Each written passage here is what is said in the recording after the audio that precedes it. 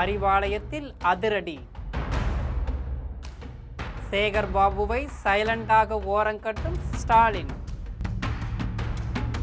திமுகவில் உடையும் மௌனம்.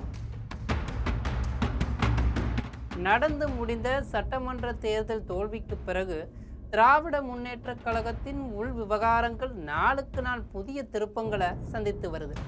36 பேர் கொண்ட கள ஆய்வு குழுவின் ரகசிய அறிக்கை கட்சித் தலைவர் மு.க.ஸ்டாலினிடம் சமர்ப்பிக்கப்பட்டதை தொடர்ந்து சென்னை திமுகவில் பெரும் அதிரடி மாற்றங்கள் அரங்கேறி வருவதாக அறிவாலய வட்டாரங்கள் தெரிவிக்கின்றன.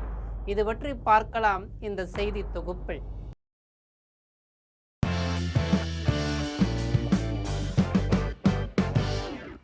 குறிப்பாக கடந்த ஒரு வார காலமாக அறிவாலயத்திலும் தலைமை கழகத்திலும் நடைபெற்ற முக்கிய ஆலோசனை கூட்டங்கள் மற்றும் உள்விவகார விவாதங்களில் மாவட்ட செயலாளரும் முன்னாள் அமைச்சருமான சேகர் பாபு முற்றிலுமாக ஓரங்கட்டப்பட்டு வருவதாக தகவல்கள் வெளியாகியிருக்கு.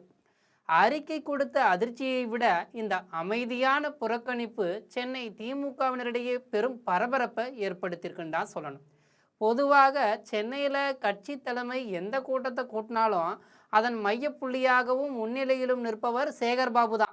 ஆனால் கடந்த ஒரு வாரத்தில் நடைபெற்ற உயர்மட்ட தலைவர்களின் கூட்டங்களில் அந்த பழைய பிம்பம் முற்றிலும் உடைந்துள்ளதாக சொல்லப்படுகிறது.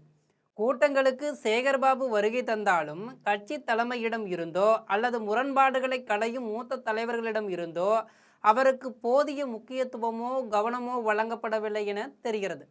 சென்னை மண்டல மறுசீரமைப்பு மற்றும் அடுத்த கட்ட அரசியல் நகர்வுகள் குறித்த முக்கிய விவாதங்களின் போது அவரது கருத்துக்கள் பெரிய அளவில் கேட்கப்படவில்லை என்றும் அவர் ஒரு பார்வையாளராக மட்டுமே அமர வைக்கப்பட்டிருப்பதாகவும் உள்விவரங்கள் சொல்லுது. சேகர்பாபு மீது தற்போதைக்கு கடுமையான ஒழுங்கு நடவடிக்கை எடுக்க மு.க.ஸ்டாலின் தயங்கினாலும் சென்னை தோல்விக்கான முழு பொறுப்பும் அவர் மீதுதான் உள்ளது என்பதில் தலைமை உறுதியாக இருப்பதை இந்த நகர்வுகள் காட்டுது. சென்னையின் அடுத்த கட்ட பொறுப்பாளர்கள் நியமனம் மற்றும் பகுதி செயலாளர்கள் மாற்றங்கள் குறித்து மூத்த தலைவர்கள் நேரடியாக தலைவருடன் விவாதித்து வர்றாங்க.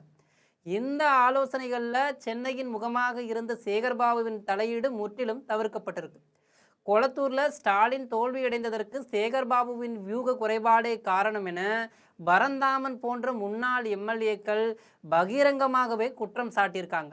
இந்த சூழலில் சேகர்பாபுவுக்கு கூட்டங்களில் முக்கியத்துவம் கொடுத்தால் அது தொண்டர்களிடையே பெரும் அதிருப்தியை உண்டாக்கும் என தலைமை நினைக்குது.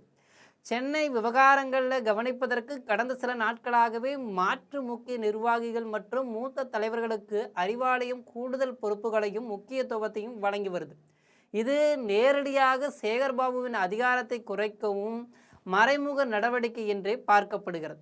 தற்போதைய அரசியல் சூழலில் சேகர்பாபுவை பதவியிலிருந்து நீக்கினால் அது தவேக அல்லது அதிமுக போன்ற மாற்று படைகளுக்கு சாதகமாக அமைந்துவிடும் என்பதால் அவரை பதவியில் வைத்துக்கொண்டே அவரது அதிகார சிறகுகளை நறுக்கும் உத்தியை தலைமை கையில் எடுத்திருக்கிறது.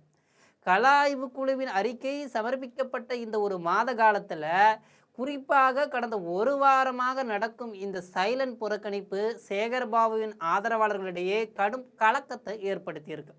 கொளத்தூரில் தலைவர் முன்னிலையில் கதறி எழுத பிறகும் கட்சி தலைமையின் இந்த இறுக்கமான அணுகுமுறை மாறவில்லை என்பது சென்னை திமுகவின் தற்போதைய அதிகார போட்டியை பறைசாற்றுகிறது.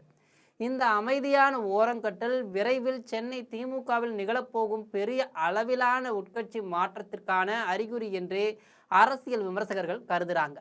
இது போன்ற அரசியல் செய்திகளை உடனுக்குடன் தெரிந்து கொள்ள ஜெம் தொலைக்காட்சியுடன் எப்போதும் இணைப்பில் இருங்கள். நன்றி, வணக்கம்.